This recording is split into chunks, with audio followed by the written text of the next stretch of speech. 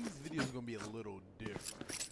It's gonna be a Valorant and why you shouldn't try and go pro or get Radiant.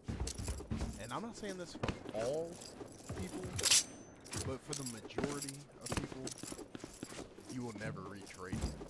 Like, I hate to break it to you. I know it's a heartbreaker. I know it sucks to hear. But 95% of the player base will never hit Radiant. And you want to know why?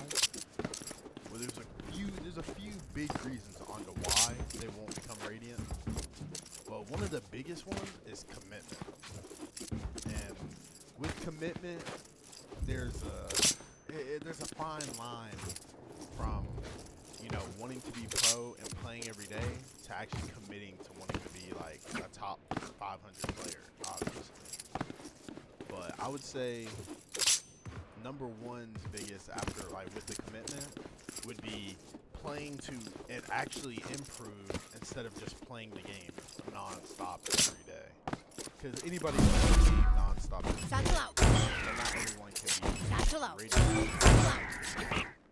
And that comes with not only just time and experience, but it also comes with practicing the right way. Because there's like thousands and thousands of guides on how to like move like a Radiant, shoot like a Radiant. You know, different drills you can do. You can aim train. You could deathmatch.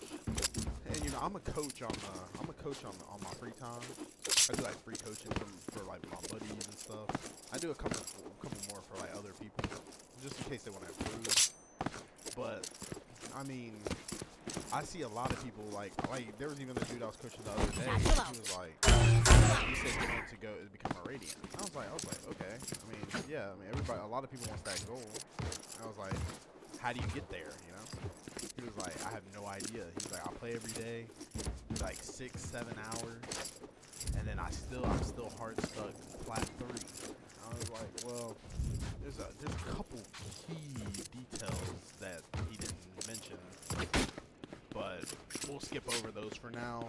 And if y'all want a longer video, and you know, if I get some likes on this video, I'll make more content like this. But one of the biggest things I seen was he asked how certain drills and stuff to do to become Radiant. And I told him to play 10 death matches a day. And he played 10 death matches for, I don't know, 3 days. And he said that it was too much and that he couldn't play 10 death matches because it made him too angry. And it's like people like that who want to become Radiant, but they won't commit to it. Yeah, they're supposed to play 10 death matches a day. And even Radiants, like, who don't even get paid to play the game. Every day. So even if they don't play the 10 death matches anymore, they still have the experience of thousands of hours on not only Valorant but other shooters. So I would don't try and go pro if you're not gonna actually commit to it. Like, don't try and become Radiant either, because I'm being blunt when I say it, you will not become Radiant unless you have thousands of hours to spend. And like, you truly want to become a professional. And if you do, you should already be doing death matches. You should be doing like you know, learn everything about your agent. I mean, you should be doing all of that, like, regardless, off rip. If not, then like, you're wasting your time. You're not using your time. It's just, at that point, it's just baloney for real. This is really the only way I can say it. Like, you don't actually want to get better. So, commitment is one of the biggest things I see that people who say they want to like high rank. Another one I see is not properly using your time. Like, because your time is like your greatest asset. They don't even use it right. Like, I still see people who like when they're peaking, they'll do like instead of peaking the appropriate way, like, there's no way you want to be Radiant and you don't even peek like this around corners. You peek like this. And like, yeah, it doesn't look bad until you know that like I'm walking slow without clearing any angle. I have no room to peek one at a time, you know. I'm just walking out. So if there's someone here, someone here, or even someone close, and you peek like this, all you're gonna do is expose yourself to all these angles, and you're gonna get killed by one of them. You're gonna wonder how you got one tap. It's because you have bad movement. And I mean, the same thing goes with like, I see a lot of people, they don't even look at their target yet. They're like, instead of like putting your crosshair on it and then stopping and shooting, they'll see somebody and they'll go, and they'll miss every shot. You know? So it's like those kind of things is what hinders you from being a better player altogether. It'll bring me to my third point, which my third point is, well, I have two in one kind of, and that's positioning. Because I've seen a lot of players, their positioning is absolutely terrible. Like they'll be on like a duelist and they'll be sitting back sight behind Jin instead of taking, you know, an active fight. They'll be cowering in the corner, and then they wonder why they can't hold their sight at all instead of playing, you know, a little bit more aggressive, holding an angle and going for a kill, which is basically how most duelists should play anyway. Because you're not what I'm about to say, unless you're a pro in VCT, you shouldn't be playing like that ever. But so along with positioning, you know, there's a lot of other factors. Like tilting is a really bad one that I see a lot of players have because they just can't stand dying. But dying is part of the game.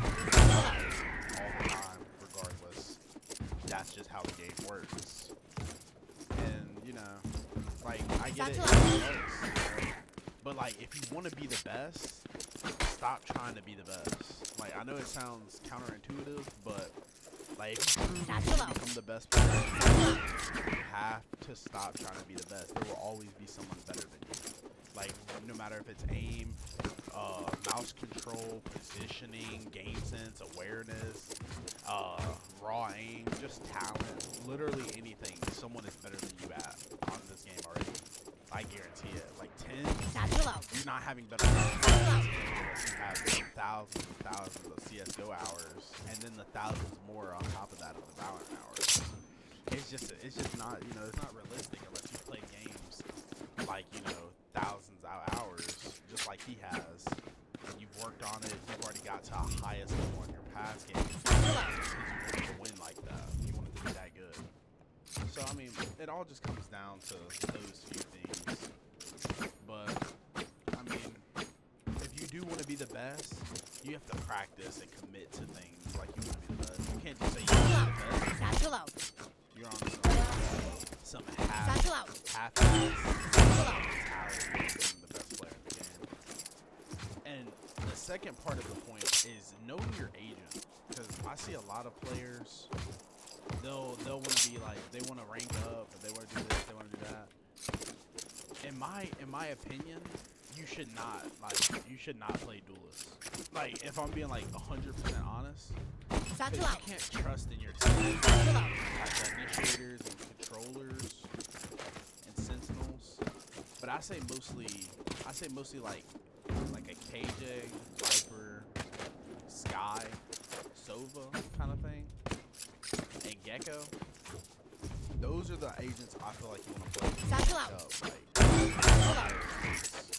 Just because, like, even though nobody wants to ever play them, they usually want to play duelists. But those agents are too important to not play, or to have somebody who just doesn't know what they're doing on it, if that makes sense. But other than that, put your time wisely. When you follow these tips, I promise you that in 6 months, if you're truly committed, you watch like people's guides like Rims, Wahooshins, guides like those that tell you how to get better. They show you the correct movement, you know, stuff like that. They show you how to peek, how to use util like more actively. will become a better player. You know, like that's just how it's gonna happen. Like you're eventually gonna just pass up. And also, you play with a duo. Trying to solo queue to like say like you're trying to get the Radiant or High Immortal. You do not want to solo queue. Like you just don't. If you solo queue, then it's just gonna tilt you. You're not gonna have teammates. You want to have at least somebody you can talk to, if that makes sense. At the end of the day, it's a team game. You know, you're gonna win some. Shit, you might even lose some. You might win some that you're supposed to lose. That's just the way RNG and how the game works. You know, like don't tilt your teammates for brain dead reasons. Show that you actually, and you will rank up in no time. But that's the biggest thing, in my opinion, is the commitment and time that you put into it, and if you're practicing the right way. But I appreciate y'all. Let me know if you like this video. Just comment to me or subscribe. You know, like the video, and tell me what you wanna know about, and I'll help you with that. That's just the way it is. I'm gonna say. But yeah, I appreciate y'all for stopping by, and I'll see you boys next time.